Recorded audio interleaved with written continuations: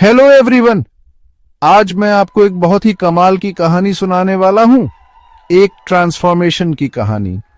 यह कहानी है शाऊल की, जिसे आप पॉल के नाम से ज्यादा जानते होंगे। जी हां, वही अपोस्टल पॉल जिन्होंने न्यू टेस्टामेंट का ज्यादातर हिस्सा लिखा।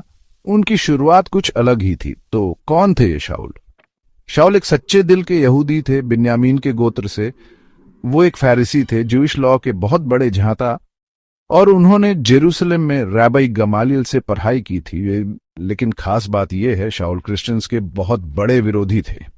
वो उन्हें गलत मानते थे और शुरुआती चर्च के खिलाफ थे। यहां तक कि जब पहले क्रिश्चियन मार्टर स्टीवन को पत्थर मारे गए तो शाऊल उनके कपड़े पकड़े हुए थे।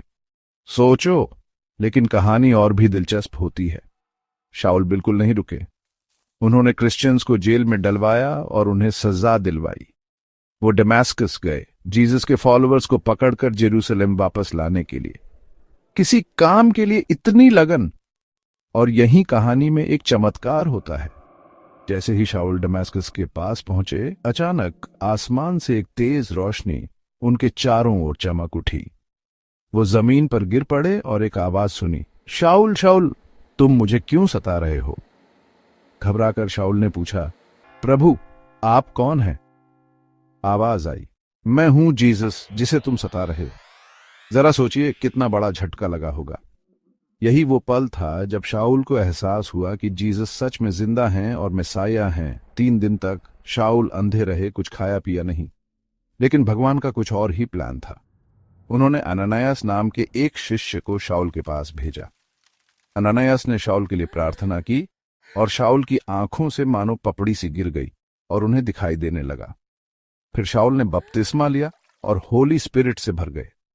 ये तो पूरा का पूरा बदलाव था। इसके बाद शाऊल पॉल के नाम से जाने जाने लगे।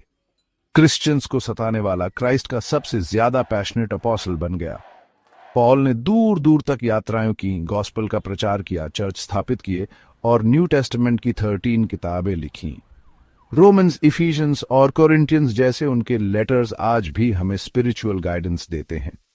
आखिरकार पॉल ने अपने धर्म के लिए अपनी जान दे दी, अपने आखिरी दिन रोमन जेल में बिताए।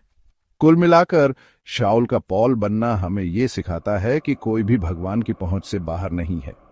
ये एक जबरदस्त याद दिलाता है कि भगवान किसी को भी बदल सकते हैं और अपने ग्लोरियस प्लान के लिए इस्तेमाल कर सकते हैं, चाहे उनका पास्ट कुछ भी रहा हो। देखने के लिए शुक्रिया।